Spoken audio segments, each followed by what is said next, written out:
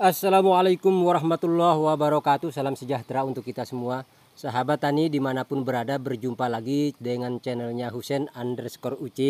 Nah, pada kesempatan kali ini kegiatan kita adalah melakukan proses penanaman tanaman padi. Nah, dimana tema kita kali ini cara menanam padi yang lebih cepat, namun tentu dengan cara proses penanaman tradisional sahabat tani. Jadi tidak menanamnya dengan menggunakan mesin. Kalau menggunakan mesin tentu akan lebih cepat daripada pola tanam biasa. Nah, pada kesempatan kali ini kita sedang melakukan persiapan lahan dari proses pembajakan, kemudian penggemburan dan meratakan tanah dengan kita menggunakan hand traktor. Dan ini luas lahan yang sedang kita garap ini kurang lebih 70 are. Nah, dari lahan ini sahabat tani, ini lahan yang berada di dataran rendah, ya kurang lebih 2 meter dari permukaan air laut. Bahkan lahan yang sedang dibajak ini sahabat tani, kalau saluran pembuangnya lupa kita tutup, ini air laut bisa masuk ke dalam sawah ini sahabat tani, saking rendahnya. Nah, ini proses penggemburan sudah selesai dan tanahnya sudah rata, sudah siap. Nah, kemudian setelah ini kita biarkan selama 1 hari biar airnya berkurang, sudah mampu diserap oleh tanah. Nah, adapun pola tanam yang akan kita lakukan ini adalah pola tanam dengan pola tanam jajar biasa, namun tentu akan lebih cepat dibandingkan dengan cara yang lainnya ya.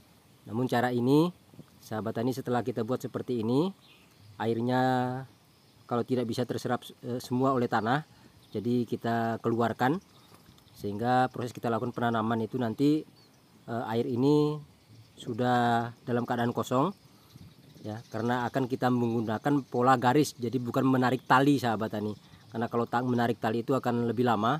Namun dengan pola garis, menggunakan garis, nah itu akan lebih cepat seperti yang akan kita lakukan pada kesempatan kali ini. Nah, ini langkah berikutnya yaitu kita lakukan persiapan untuk pengambilan bibit. Dan bibit ini kita ambil bukan dengan cara dicabut, namun kita mengambilnya dengan menggunakan arit ya, menggunakan arit.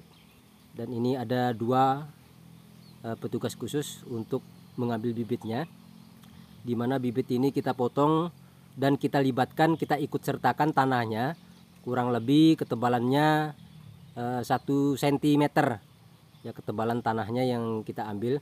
Karena dengan pola ini begitu pada saat bibit ini kita tancapkan, jadi langsung tanamannya langsung hidup sahabat tani, jadi tidak stres. Beda kalau kita lakukan pencabutan biasa. Nah, seperti ini pola pengambilan benih padi. Jadi kita menggunakan arit.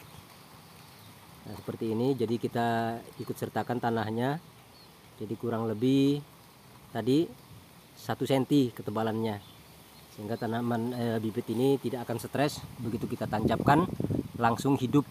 Nah, seperti ini sahabat tani ini. Jadi kurang lebih 1 cm tanahnya kita libatkan, kita ikutkan. Jadi kalau kita cabut itu otomatis stresnya akan lebih lama dibandingkan dengan pola seperti ini. Nah, kemudian kita menuju kepada proses pembuatan garisnya. Nah, ini tanah tadi yang sudah kita gemburkan, sudah kita ratakan, airnya sudah kita buang sebagian dan sudah terserap oleh tanah, namun masih tetap berlumpur. Nah, ini kita menggunakan garis seperti ini. Garisnya ini jaraknya antar baris itu 22 cm. Adapun untuk jarak bibit yang ditanam antar baris ya, dalam 1 baris itu ya kurang lebih antara 20 sampai 25 cm. Nah, inilah proses penanamannya sahabat tani. Jadi walaupun ini kelihatan sudah airnya kering, tapi ini tanahnya masih tetap berlumpur. Nah, dan ini kita menggunakan tenaga dari luas lahan 70 area ini, kita menggunakan 15 ini buruh tani ya. Yang pertama untuk yang menanam padinya 10 orang, kemudian yang bagian mengangkut bibitnya ya, dari tempat pembibitan ke tempat yang menanam ini 2 orang, kemudian bagian mengambil bibitnya dengan menggunakan arit tadi 2 orang, dan ditambah lagi yang membuat garis tanaman ini 1 orang. Jadi butuh waktu hanya 15 orang. Nah, dengan cara ini sahabat tani, luas lahan yang 70 are ini kurang lebih diawali dari jam setengah 8 paling pas sebelum asar ya, dan proses penanaman ini kita awali dari jam setengah 8 dan pas setengah 4 sudah selesai sahabat tani. Nah, jadi pola tanamnya maju ke depan, tinggal mengikuti daripada garis yang sudah dibuat. Nah, baru setelah proses ini, setelah kita tanam, kita biarkan lagi kurang lebih 1 hari ya. Kita tanam hari ini, besoknya, kemudian lusanya baru kita masukin air lagi. Untuk kita alirkan air biar tadi ada lubang-lubang bekas tanam ya, itu nanti bisa tertutup. Karena tidak boleh hari ini kita tanam, hari ini juga kita masukin air agar tidak bibit-bibit ini tidak mengambang. Jadi kita kasih rentang waktu 1 hari. Setelah itu baru kita masukin, kita alirkan air biar lubang-lubang bekas tangan kita menanam tadi tertutup, karena tanahnya juga masih berlumpur sehingga pertumbuhannya akan lebih cepat. Dan cara ini seperti yang saya bahas tadi sahabat tani, ini tanaman padi kita tidak akan stres. Begitu kita tancapkan seperti ini sudah langsung hidup, karena tadi kita libatkan tanahnya ya, kurang lebih ketebalannya 1 cm tadi. Nah, seperti ini polanya sahabat tani, bisa dilihat tetap berlumpur walaupun sudah kering ya. Karena ini kemarin kita biarkan setelah perataan tanah, kita biarkan selama 2 hari sampai airnya mengering sendiri. Jadi tidak kita keluarkan, hingga pas pada saat pembuatan garisnya akan lebih gampang. Soalnya kalau kita menggunakan tidak kita keluarkan airnya ya, tentu akan susah kita membuat garisnya, harus ditanam dengan menggunakan tali. Nah, seperti inilah sahabat tani, kita alirkan air agar tanaman padi ini sudah langsung segar dan juga langsung hidup, anti stres. Nah, sahabat tani, seperti ini. Adapun pola pengairan yang kita gunakan, ini kita menggunakan mesin pompa biasa sahabat tani, dan kita menggunakan sumber air atau dinamakan, ada juga yang bilang blek ya. Nah, ini kita akan lihat juga nanti ke sumber airnya seperti apa. Nah, ini airnya kita alirkan setelah kita lakukan proses penanaman tadi.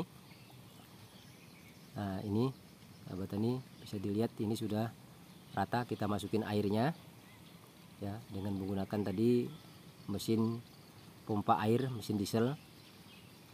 Nah, ayo kita akan cek bagaimana sumber air yang saya gunakan di lahan saya ini sahabat tani.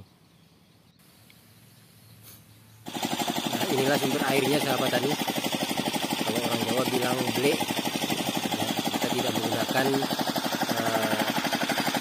air sumur atau air apa namanya, mesin bor, tapi langsung dari sumber mata air.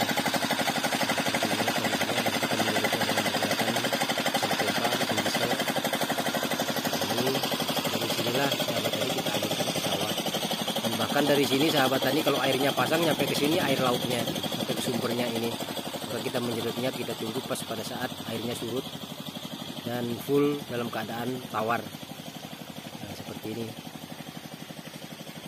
Inilah proses kita melakukan pengairan. Jadi kita tidak mengandalkan irigasi umum. Kalau irigasi umum tentu akan sangat lama. Mungkin yang paling terakhir kita lakukan proses penanaman sahabat tani. Untuk itu kita menggunakan air seperti ini.